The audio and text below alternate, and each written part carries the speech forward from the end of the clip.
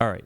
So if you're one of those people that skipped ahead, just letting you know, on the previous video, I worked out, I started to get into a groove of things. So you might want to just kind of see the last tailing into that video.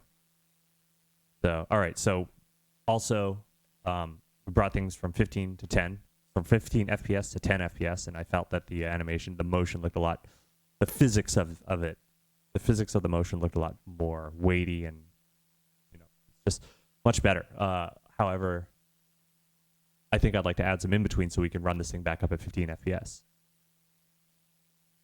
So let's figure out which frames, like this frame here, this is a huge jump. So I think I'll throw in between here. So what I'm doing right now is I'm adding in, I'm just lengthening this one frame.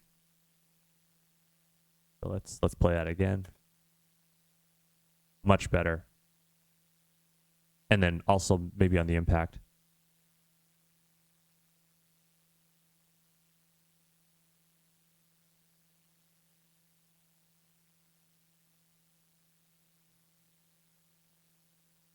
Yeah, and then maybe on this frame.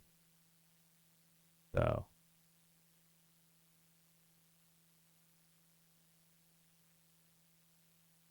actually, I'm just going to throw in the blank frame. So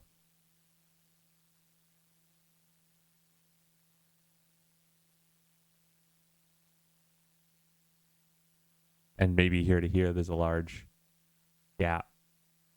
Throw in one frame there, other frame there. So yeah, we've got, you're going to see these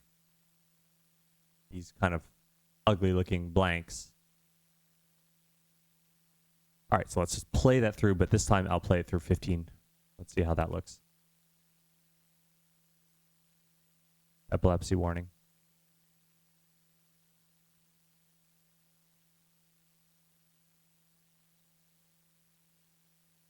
I think the jump, yeah, there needs to be this one, yeah. So we need one more in between, just after. Yeah, okay. So let's see.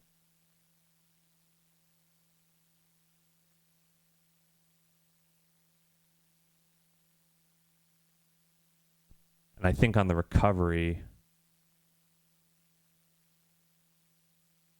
so let's look at the recovery pose.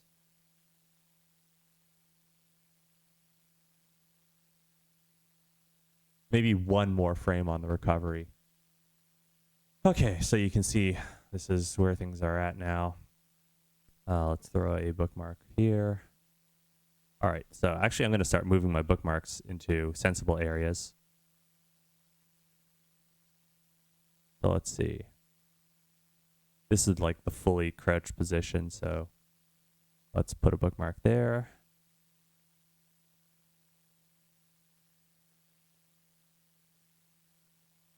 Oops, this thing's going too far ahead.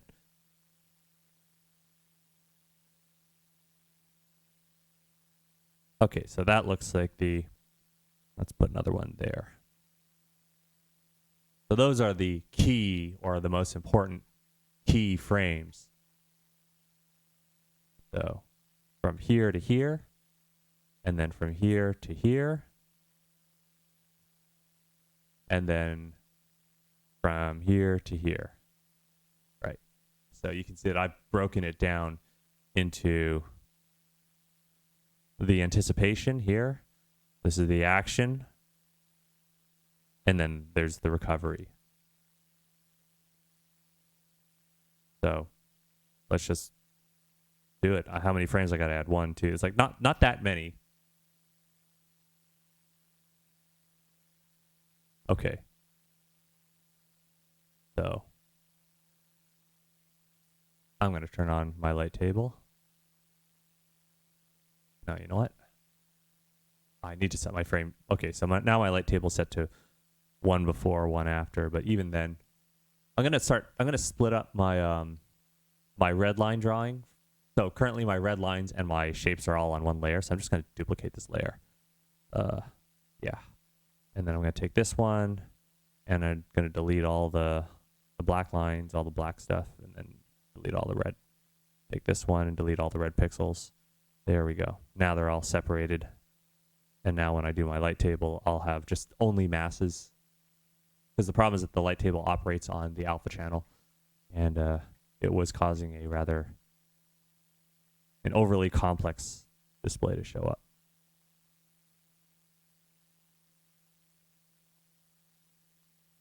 And in this case, I'm going to start refining. So you can, like, well, I'm going to refine each blob key as I go along.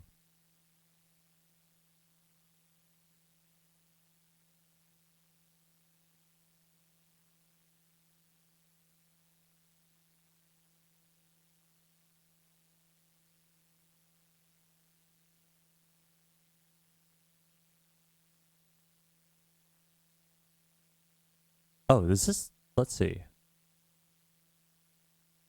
Oh, I see. This is the jump off, right? This is where the character is going to jump forward. So, yeah, I screwed up. This blob needs to accelerate up to that blob. So,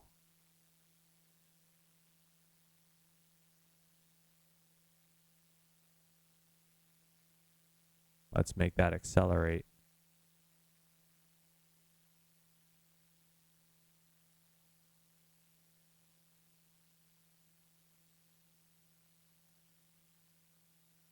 You can see I'm not trying to maintain the circularity of that.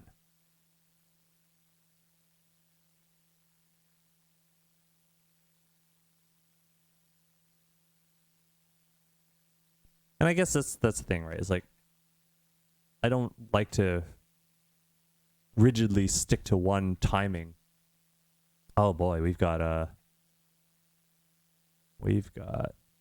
bit of a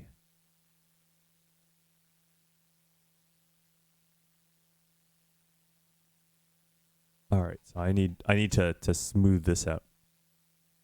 All right, I don't rigidly stick to my plans.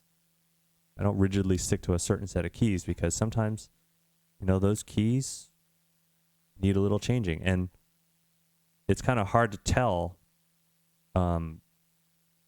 Like, it's easy to tell in hindsight, right, after you've drawn and you've gone and you've created something that, like, once you have everything, it's like a puzzle, right?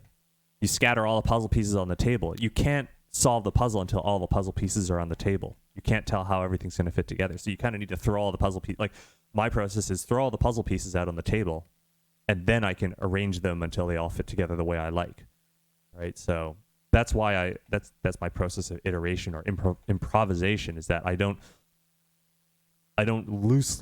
like, that's why I'll loosely scatter things onto the table. I don't, you know, say, oh, well, this piece has to go here and that piece has to go there and blah, blah, blah. Like, right, I have let's play this thing through at 15 FPS. And, you know, I don't even have the other parts, even though the other parts are jittering. Like, look at that head motion. That head motion really feels nice and liquidy and like, and it's only 15 frames a second. It's like, it's 15 FPS. It's not, it's like, I know video games run 60, right? But, you know, cinematic, the old cinematic was like 24.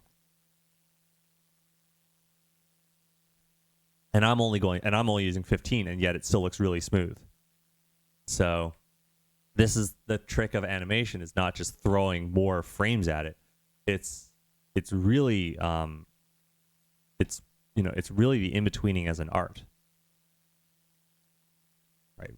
Like you're, like, I know the in-betweens are something that you hand off to an assistant, but, you know, it's got to be a hell of an assistant. That's what I can say. A lot of the magic happens in the in-betweens, not just the keyframes.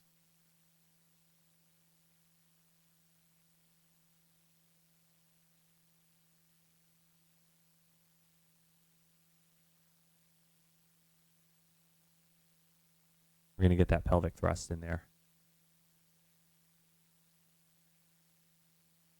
Yeah. Giggity.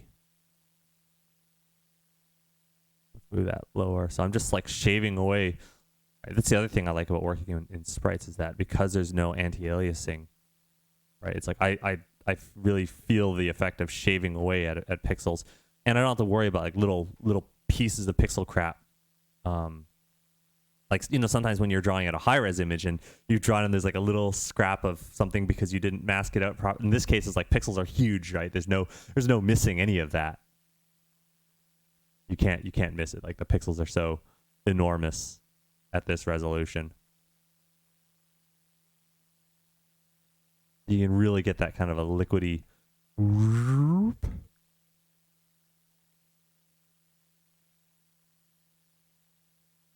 And it's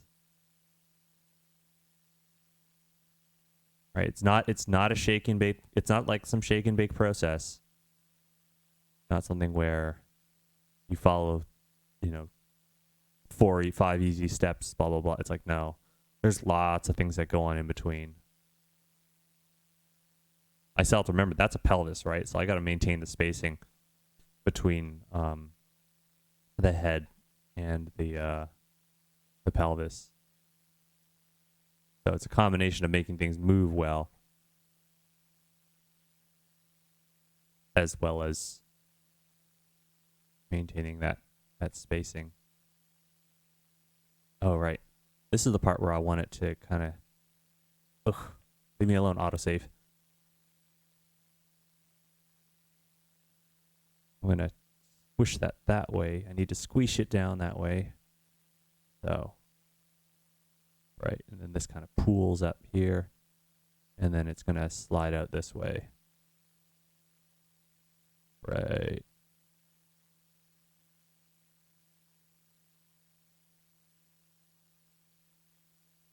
All right, so let's play that through.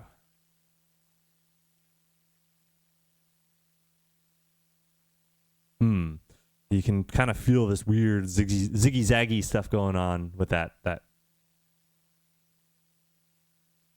Like, even though the motion's really smooth, like you can really feel that pelvic thrust, and I think it's it needs to be smoothed out. Like, not that I need to add more frames, but the curve needs to be smoothed out, and I think the motion's too drastic in this little area. Right, so it's like yeah, let's see. I can just grab this and shove this back.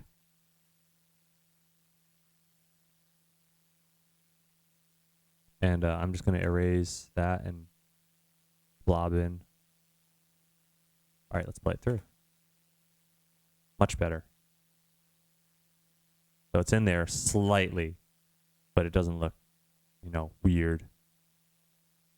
And you can see that the right down here, right, there's that little boop, there's that little loop that's being made. There's a little bit too much arm stretching here going on. You can really see it.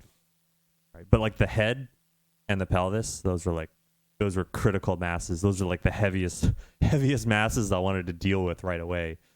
And, you know, it's not even the torso, right? People say, oh, it's like, I went for head and ass. Those are the two masses that I'm paying most attention to. I guess I would call the torso is what I would consider as a bridging mass, right? So in this case, it'd be head, pelvis, and I guess foot. So in this case, the foot's really just kind of anchoring this during this whole time until, right? So it doesn't move much at all. Actually, I mean, it would kind of rock back a bit. Yeah, so, you know, let's not just anchor it down, but make it so that while the forces are being exerted upon it, that I actually rock it back a bit. So you can see how I'm doing this doot, right? There's this teardrop arrow kind of. So I think in this case you can see that teardrop arrow. Let's reinforce that so we can see how the leverage is being applied. Let's crank that.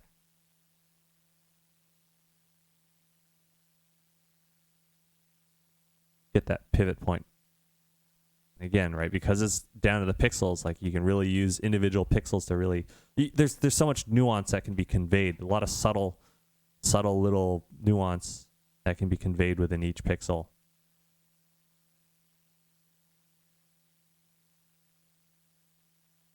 Right, it's like a single pixel can mean a whole eyelash, and if that pixel's kind of not in a really good place, if it's not in a happy place, then it's not going to end well. I want to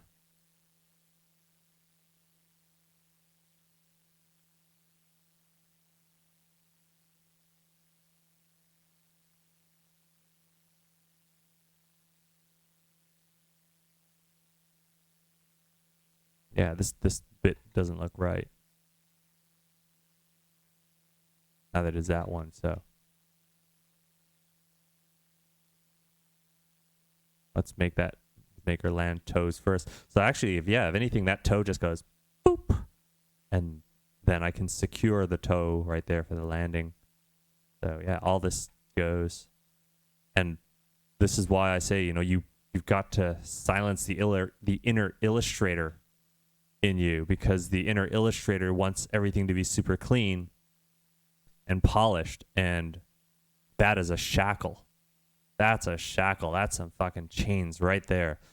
Because I keep everything so goopy and gross looking and and low budget, it means that if things aren't where they really need to be, I can delete them with no guilt whatsoever. But if you're precious with your art, if you're very because you went in there and you illustrated things and you made them look really polished and nice and blah, blah, blah, blah, blah, well, then you're not going to have the guts to delete something which just isn't freaking working. I actually want the leg to bend slightly backwards. Who am I kidding? I want it to bend a lot,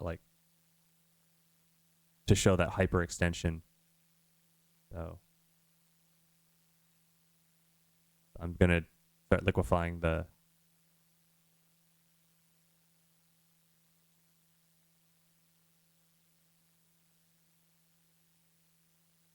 all right, so this one is bridging back. So let me turn off my light table. And another thing I can do is I can lock transparency and just change that to white. So what this does is this allows me, in fact, I should do this for every intermediate joint. So this will help me track. Right? It's like did I know this beforehand? No. I made it up just now. But it just makes it easier for me to visually track which blob is which. There. Okay, so we play that through. Yeah, it's actually a lot easier now visually to track that.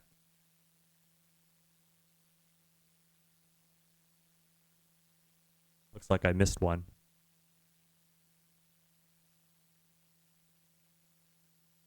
Much better. Right, so we're getting there, right? And when there's missing frames, we can really see kind of where they belong, and it's got this physicality. It feels like the physics feel very consistent to what we would expect, right? They reflect what we would have in reality, and yet it's still kind of it's slightly exaggerated, stylistically exaggerated in certain ways to make it look good.